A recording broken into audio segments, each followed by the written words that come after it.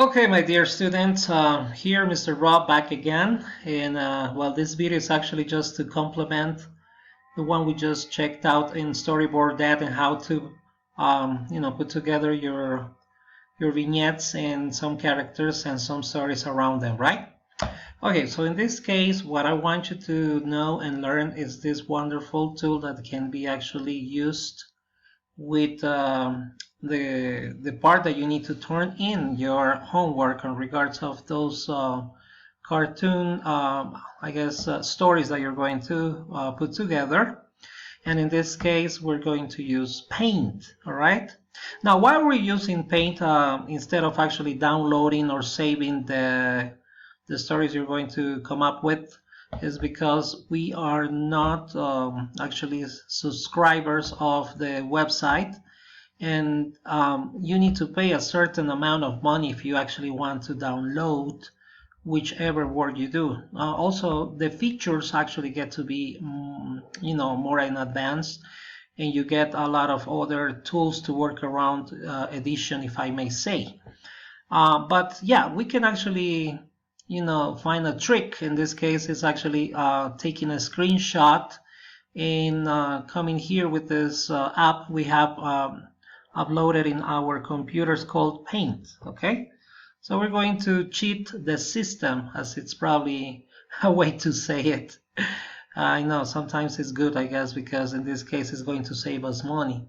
Okay, I don't want anybody to spend any money and say, okay, Mr. Rob told me to save my work, and I had to pay, I don't know, like $30 per month, and that's not something I think we can afford nowadays, right?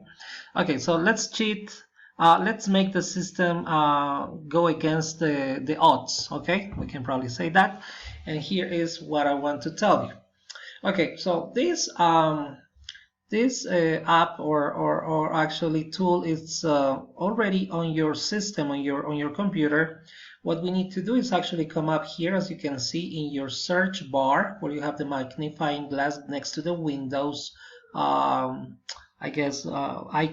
Yes, indeed.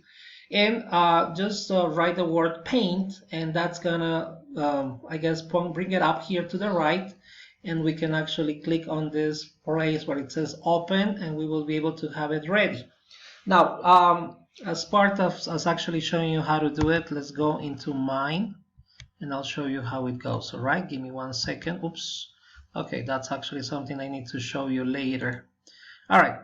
Okay, so this is the one I'm telling you about. It's this search area. You go ahead and type the word paint, and as you can see right here, it already came out. There is also the version Paint 3D in some computers. I will not recommend you to do this one yet. It's a little bit more in advance, and I guess we need to master this one in order to go to this other one. Okay, all right, so come up here and says open. All right, once you open it, guess what, you actually have it here ready to to actually put the information. Let me just move this over here. Okay, of something that you would like to paste. We're not pasting anything yet, right? We're just looking into opening Paint. Okay, now let's move this down here for a moment, and you can see in your taskbar in this area, it has come the icon or the logo of Paint. I will be probably recommending you to pin it. Okay, so when you pin it to the taskbar, as I'm doing it right now, it means that when you do the next loading of your computer, when you're going to turn it on, this will load already here. So you don't need to look for it here in the search area. Now, if you still want to look for it in the search area, it's okay. I mean, if you're actually comfortable doing it, go for it. But my recommendation will be that it's better to pin it to the taskbar, because you might be using it a few times with me, okay? And also, I mean, it actually works with any type of project you will do where you need to actually use Paint to, do any corrections and any pictures you're going to take. Okay, just in case when you use apps, I guess to a certain extent, they will also come up here and give you the ones that you usually work with. In my case, I work a lot with Paint, therefore it's actually here into my top apps. Okay, that might happen also to you as long as you use it quite often, right? Okay, so let's have it ready. There's nothing else you can do here right now. We're not gonna check out anything else for the moment. Okay, just the idea that it's open, and now we have to try to get a screenshot. Because the moment we do the screenshot, you will find that this area here that says paste will change into a brown color. Okay, will look more vivid. Okay, something like this over here that looks like actually it's something that you can go on to. But right now we are not going to see it because we did not take a screenshot, right? Okay, so we have to be patient into doing that. Now I want to show you something, basically share with you that different computers have different ways to get the screenshot, okay? For instance, most of the PCU, like personal computers, actually come with this button that is PRTSC, which stands for print screen. Print screen is what it stands for. You just press that button if you have it, and if it works, it means that you are able to go to Paint, and you will see that you have that icon. I show you that like clipboard type icon, and it will actually help you to attach it and then to do any adjustments necessary. Okay. Now, the other way, and this is more into laptops, okay? So if you're working in a laptop, especially the new ones, there's that key that says Windows, the one with the Windows logo, plus the PRTSC key, which is print screen again. If you actually press the two of them together, it will take a screenshot of the computer screen, and that can be also checked out in Paint, right? You can actually paste it there, and you will see that you can do adjustments once again. Now, if the case is that you're not able to do it this way because your computer is not those type that work with it, there's the other one, and this is like Mr. Rob's computer. I actually do this myself. There is this button next to the Windows button. It's called FN, which stands for function, FN. And go with the same button here that says, I'm sorry, excuse me. It says PRTSC. Okay, it says PRTSC. Look on the right side. It's usually on top of your number keyboard area here. You have like an extra number keyboard area. It's right there. Those I guess we can say tiny rectangular buttons, not like the keys, like the square ones that you usually have in the rest of the area, right? Okay, so make sure you press FN plus home PRTSC, and you should be able to take a screenshot. Now, sometimes this PRTSC is here in the next button next to it. Okay, I want you to pay attention to that. The idea is not because of home, it's because of the lower part that says PRTSC once again, or maybe in this other button. Whichever from these four buttons, sometimes it will change depending on the computer. You will be able to take the screenshot. But don't forget, FN, yes, it will not change. This will actually remain the important key to press at the same time. The two of them have to be pressed with the one that has the PRTSC right there in one of those four keys. In this case, it's showing like in Mr. Rob's computer, home. But I think, and this is something maybe you guys are going to tell me in class, that you have it in the next button, or maybe the third one or the fourth one, which should be in this area. Okay, should be in this area right here. Okay, being said that, also I have one to show you for the Mac users. If you have a Mac computer, okay, now in this case you use three buttons, three together.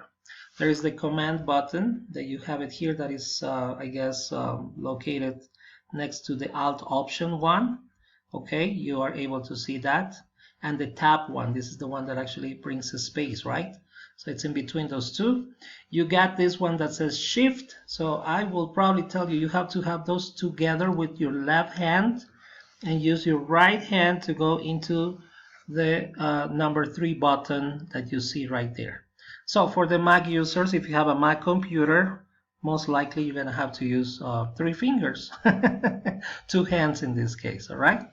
Okay, there's one that I call it my favorite, but this one comes with the new versions of Windows, okay, which is also 3 buttons together. This is the one that I use normally. I've been getting very acquainted to it, so it's actually the shift button or the up, I guess, the key that says an arrow up with the Windows key and the letter S. The 3 together actually make a little cut in the screen, and you can actually crop the area that you want to, in this case, let's say, take a picture about. Okay. All right. So that actually covers my part to show you. Let's do one practice real quick. We don't have too much time, and let's see. Let me go back to storyboard that. Okay. So right here we actually had this cartoon. I put it together, and now I want to take a screenshot so I can take it to Paint. So in my case, like I told you, it works with FNPRTSC. When I press those together, look, no, before we do that, let me show you. Once again, here in Paint, there's nothing. It looks like a shadow clipboard. Okay, guess what? I'm going to press those 2 keys now. Function and print. Okay, print screen together. Here we go. I just pressed. Now let's go here to Paint. Look at the clipboard. It looks like it's alive. So the only thing you can do is actually click on the keyboard, or you can do Control V. You can also paste by doing Control V, but it's much better to actually use the clipboard. Okay, there you go. So as you can see right there, it's actually the cartoon story I put together. Now that's not the last step, because maybe I want to get rid of all this part right here that has, I don't know, extra information that I don't need. Okay, so what I'm going to do is use this area right here that says crop. So it's going to take only, it's going to actually cut or crop it, in this case, the part of the picture that I just need. Okay, so click on that, and there we go. It's going to change it. There is no pointing arrow. Now it looks like it's I don't know, like an aiming object or something, you know, like those type of things that the snipers have in their in their weapons, right? Okay, so click left side of your mouse. Okay, hold it, and look, it's actually making like a square or rectangle, if you want to say it. Okay, I'm moving all the way here.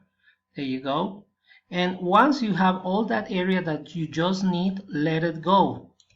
Let it go. Did you see it? It just marked that area.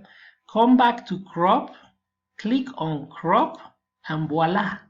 Everything else disappear. I just have the picture.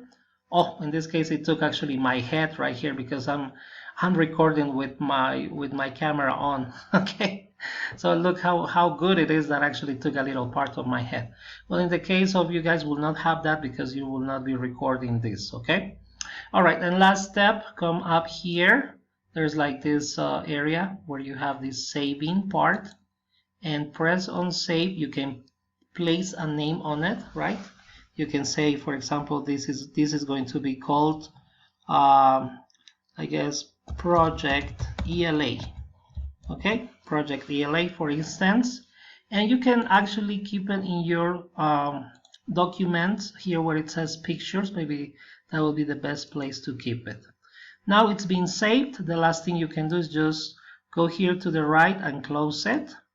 And nevertheless, if you come here back again to the folder, into pictures, as you can see right here, you will be able to find the saved picture. Okay, so it's not very hard, and I think you guys are able to see this video as many times as you want, and of course you will be able to you know, to see all the steps necessary to complete for you to do this work.